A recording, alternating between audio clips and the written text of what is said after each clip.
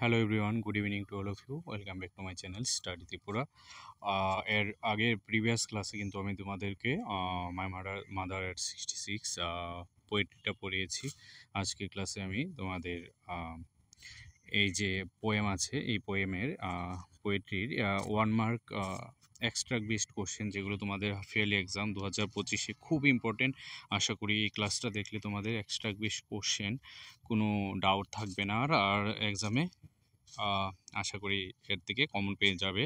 তো প্রথমেই শুরু করছি আমরা। Driving from my parents home to Cochin last Friday morning, I saw my mother beside me doze open mouth, her face ashen like that of a corpse, and realized with uh, pain that she was as old as she looked.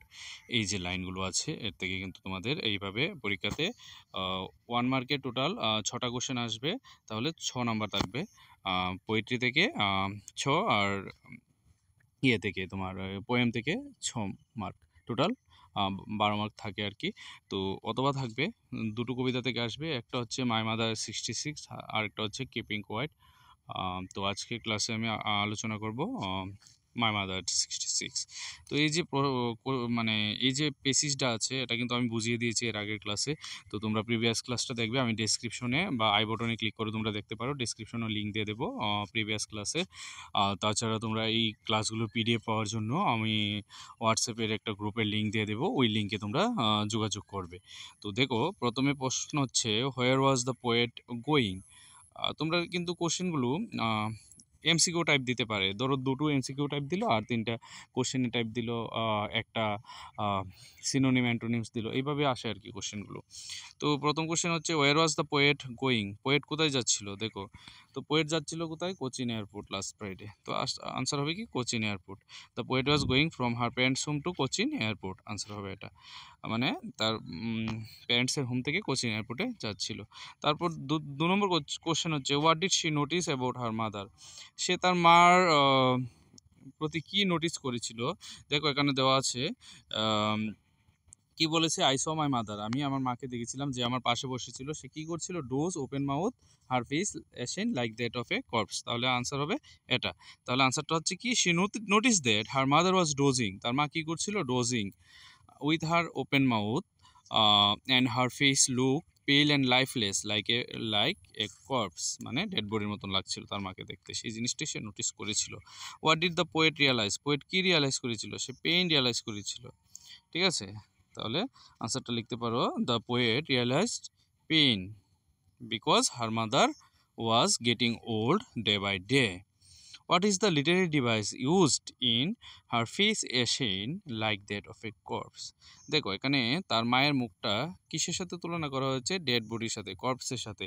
তো যখন কোনো কিছু কবিতার লাইনে, পোয়েট্রির লাইনে যদি কোনো জিনিসকে কোনো জিনিসের সাথে তুলনা করা হয়, তখন এটাকে তুলনা না সরি এরকম লাগছিল, এরকম কোনো মিল বোঝায় যে এটার সাথে একটা মিল আছে। হ্যাঁ, লাইক যদি কথাটা থাকে তাহলে তোমরা মনে করবে যে এটার মানে হচ্ছে সিমিলি, মানে এটার সাথে এটা মিল আছে, তাহলে আনসার হবে কি সিমিলি। তো পোয়েটিক ডিভাইস এখানে কি ইউজ করা হয়েছে, সিমিলি। তারপর next question, what is the name of the poem and the poet, এটা তো একদম ইজি কোশ্চেন। কবিতার নাম আছে কি মাই মাদার 66, ওর পোয়েটের নাম আছে কমলা দাস। তারপর next question, what has the mother face been compare to, কবির মাকে এখানে কার সাথে তুলনা করা হয়েছিল লাইনগুলোর মধ্যে, কর্পসের সাথে, তাহলে আনসার হবে the mother face has been compare two a corps or dead body.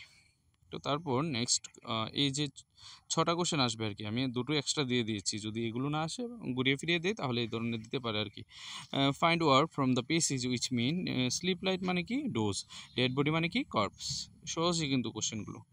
তো তারপর why does the poet compare her mother to a corpse, because her mother has lost her shine and strength of youth, তার মা তার যে শাইনটা আছে, শাইনিংটা দিন দিন হারাচ্ছিল, because বয়স হয়ে যাচ্ছিল, আর স্ট্রেংথ অফ ইয়থনেসে যে স্ট্রেংথটা থাকে ওটাও কিন্তু দিন দিন কমে যাচ্ছিল। তো এইগুলো ছিল প্রথম স্ট্যান্ডার কোশ্চেন। আমি দ্বিতীয় স্ট্যান্ডাতে এবার চলে যাচ্ছি। I looked again at her one পেল as a late winter moon and felt that old familiar ache, my childhood fear, but all I said was see you soon amma, and I did was smile and smile and smile. তো এই যে লাইনগুলোর মধ্যে কি বলছিল, যে আমি আবার আমার মায়ের দিকে তাকিয়েছিলাম, মাকে দেখে লাগছিল কি ওয়ান পেল, ওয়ান মানে কালারলেস, পেল মানে বিবর্ণ বা কালারলেস কি কথা, এজ এ লেট উইন্টার মুনের মতন লাগছিল। অ্যান্ড আমার একটা ফ্যামিলিয়ার ছোটোবেলার ব্যথা আমার মধ্যে অনুভব হচ্ছিল। এটা হচ্ছে কি মাই চাইল্ডহুড ফেয়ার, ছোটোবেলার ব্যথাটা অনুভব হচ্ছিল মাকে হারানোর। বাট অল আই সিড, সব কিছু রেখে আমি জাস্ট একটা কথাই বলেছিলাম মাকে, মা তোমার সাথে আবার দেখা হবে, সি ইউ সুন আম্মা। And I did was smile smile and smile. আমার যে ব্যথা বেদনা আছে সবগুলো আমি লুকিয়ে রেখে মাকে বুঝিয়েছিলাম স্মাইল দিয়ে, 3টি স্মাইল দিয়ে, যে আমি ভালো আছি, আমি আবার তোমার সাথে দেখা হবে। তো এবার এই যে স্ট্যান্ডারটা আছে এর থেকে কি কি কোশ্চেন আসতে পারে তোমাদের এক্সামে, দেখে নাও। What did the poet compare her mother face to? এখানে কবির মাকে কবি কিসের সাথে তুলনা করেছিল? লেট উইন্টার মুনের সাথে। তাহলে she compared her mother face to a late winter moon. What was the poet childhood fear? The poet childhood fear is losing of her mother. Next question. Why did the poet smile repeatedly? The poet smiled to hide her pain and fear of separation. Say smile দিয়েছিল repeatedly, তার যে পেইনটা ছিল সেটা hide করার জন্য, এবং তার মাকে যে হারানোর ভয়টা ছিল, মার থেকে যে সেপারেশন হয়ে যাওয়ার ভয়টা ছিল, তার জন্য কিন্তু সে স্মাইল দিয়ে বোঝাচ্ছিল। What emotion of expressed in this extract? Deep sorrow, love, fear of loss. এই ইমোশনগুলো কিন্তু আমরা দেখতে পেয়েছি এই লাইনের মধ্যে, স্ট্যান্জাগুলোর মধ্যে। Mention the name of the poem where the lines are taken. এটা কোথায় থেকে নেওয়া হয়েছিল? My mother dead 66, written by Kamala Das. তারপর next question, which poetic device has been used in the last line of the above স্ট্যান্জা?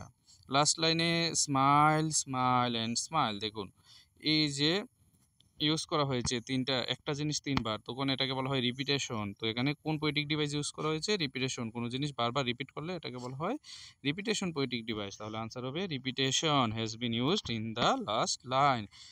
তারপর আরেকটা স্ট্যান্জা extra দিয়ে দিয়েছি, এই দুটো স্ট্যান্জা পড়লেই তোমাদের হয়ে যাবে এক্সামের জন্য।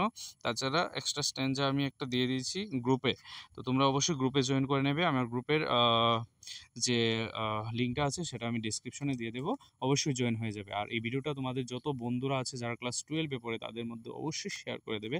এটা তোমাদের হাফিল এক্সামের জন্য কিন্তু মোস্ট ইম্পর্টেন্ট হতে যাচ্ছে, বুঝছো? সবাই ভালো থাকবে, আবার নেক্সট ক্লাসে দেখা হবে। জয় হিন্দ।